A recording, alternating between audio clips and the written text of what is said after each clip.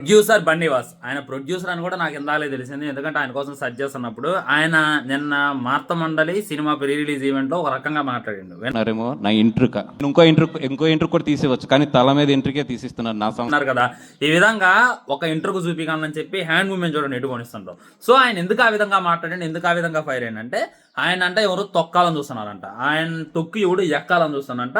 So మీరు తొక్కాలని చూసినా, నన్ను ఎక్కాలని చూసినా నా ఇంటర్వ్యూతో సమానం, నేను ఇంకో ఇంటర్వ్యూ కూడా చూపించగలను అని చెప్పి తనైతే మాట్లాడిండు. సో తను మాట్లాడినటువంటి మాటలు అయితే బాగా కాంట్రవర్సీ క్రియేట్ చేస్తాయి. దానికి గల రీజన్ ఏంటంటే ఆయన ప్రొడ్యూసర్, లైక్ ఆయన అంత పెద్ద పెద్ద తోపు సినిమాలు ఏం తీయలేదు, తీసినటువంటి సినిమాలన్నీ బొక్క బోర్ల పడ్డ సినిమాలే. సో ఏదో కళాకాండాలు తీసినట్టు ఏంది మాటలు అని చెప్పి మాట్లాడుతున్నారు. అది కాక అది స్టేజ్, అక్కడ మీడియా ఉంది, లేడీస్ కూడా ఉన్నారు, లేడీస్ ఉన్నారు అనేటటువంటి రెస్పెక్ట్ కూడా లేకుండా ఇలా అడ్డదిడ్డంగా మాట్లాడమేంది బన్నీవాస్ అని చెప్పి నెటిజన్స్ అయితే ఆయన మీద ఫైర్ అవుతున్నారు. ఆయన గురించి చెప్పి చర్చ అయితే నడుస్తుంది. మరి మీరు ఆయన మాట్లాడిన మాటకి సపోర్ట్ చేస్తారా?